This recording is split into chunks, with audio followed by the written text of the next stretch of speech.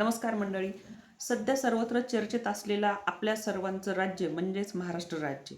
महाराष्ट्र राज्य कशा कशामुळे चर्चेत आहे सध्या हे आपल्या सर्वांना माहितीच आहे. बऱ्याच बाबी आहेत, त्यापैकी सर्वात महत्त्वाची बाब आहे विद्यार्थ्यांचे पेपर लीक होणे. त्याच्यानंतरची बाब आहे आपल्या शेतकऱ्यांची जी काही समस्या आहेत त्या संदर्भात जे सरकार निर्णय घेत आहे त्याच्यामध्ये खरोखरच शेतकरी त्यामध्ये संतुष्ट आहेत की नाही, या संदर्भामध्ये बरेच आंदोलनं सुरू आहेत, सर्वांनाच माहिती आहे. याच्यामध्ये ज्या काही आता सध्या तुकाराम मुंडे साहेबांमुळे जे काही फूड इंडस्ट्रीमधल्या ज्या गोष्टी उघडकीस आलेल्या आहेत, ज्याच्यामध्ये की सामान्य जनतेच्या तब्येतीवर काय प्रकारे वाईट परिणाम होऊ शकतं, त्या गोष्टींसाठी त्यांनी फक्त आणि फक्त दखल घेत काही गोष्टी बंद केल्यात. आणि त्याच्यासाठी कुठल्याही प्रकारे कोणीही आतापर्यंत एवढं मोठं पाऊल उचललं नव्हतं कोणत्याही अधिकाऱ्याने. याच्यामध्ये समाज हितासाठी आणि आपल्या लोकांच्या मानसिक शारीरिक आरोग्यासाठी म्हणा किंवा सगळ्या विद्यार्थ्यांच्या भवितव्यासाठी आणि शेतकऱ्यांच्या हितासाठी जे कोणी आंदोलन करत आहे, जे कोणी त्यांच्या आवाज उठवत आहे, जे कोणी पाऊल उचलत आहेत पुढे, त्या सर्वांना त्या सर्वांची कसल्याही प्रकारे सरकारसोबत कुठल्याही प्रकारे काहीच गैरवर्तवणूक किंवा काहीच नाही. त्यांच्या फक्त काही मागण्या आहेत आणि त्या मागण्या आमच्या चॅनलच्या वतीने देखील आम्ही ह्याच मागण्या करत आहोत की तुम्हाला कुठल्याही प्रकारे याच्यामध्ये चुकीची मागणी नाही आहे. शेतकऱ्यांसाठी पीक विम्याचे पैसे आता येणार मग येणार म्हणण्यामध्ये बरेच महिने रखडले जातात.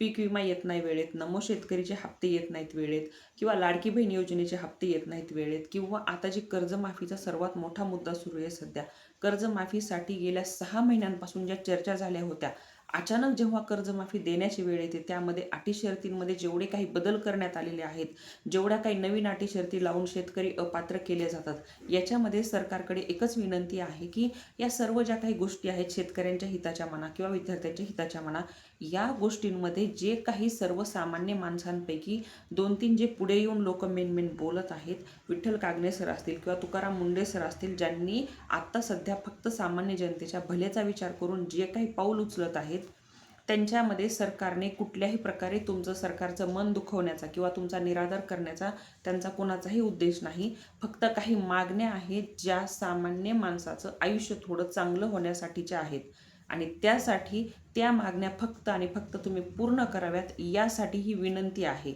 तर विठ्ठल कागणे सरांची जशी विद्यार्थ्यांसाठी की अत्यंत गरीब परिस्थितीमधून शेतकरी कुटुंबातून विद्यार्थी आलेले, त्यांनी काही वर्षे याच्यामध्ये दिलेत अभ्यासासाठी, फिजिकल ट्रेनिंगसाठी, आणि त्यांच्या परिस्थित्या कसल्याही प्रकारे नसतानाही त्यांनी ह्याच्यामध्ये काही 10-5 रुपयांचे क्लासेस लावलेत, खर्च केलेत.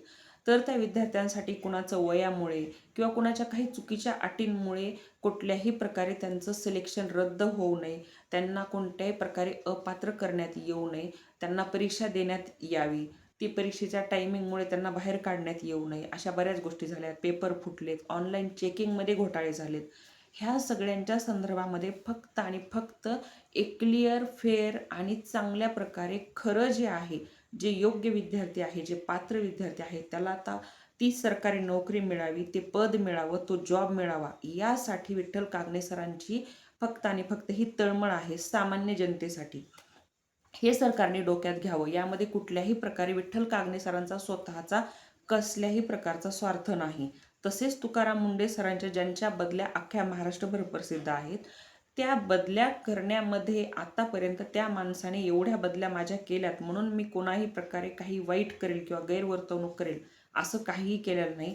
त्यांनी तरीही समाजहिताचाच विचार केला आणि आज एवढ्या त्यांच्या वर्षांच्या सेवेनंतर आपण बघतो की आज अन्न ह्या गोष्टीमधले कित्येक सारे घोटाळे आपल्याला तुकाराम मुंडे साहेबांच्या त्यांच्यामधून आपल्याला ते घोटाळे समोर आले. सामान्य जनता जी सतत आजारी पडते किंवा दवाखान्यात जाते, बिलं भरतीये, त्यामागे काही घोटाळे असोत किंवा नसोत, तुकाराम मुंडे साहेबांनी फक्त सत्याची बाजू घेऊन बऱ्याच सामान्य जनतेला जे काही त्रास आहेत ते ओळखून बऱ्याच गोष्टी बंद केलेल्या आहेत.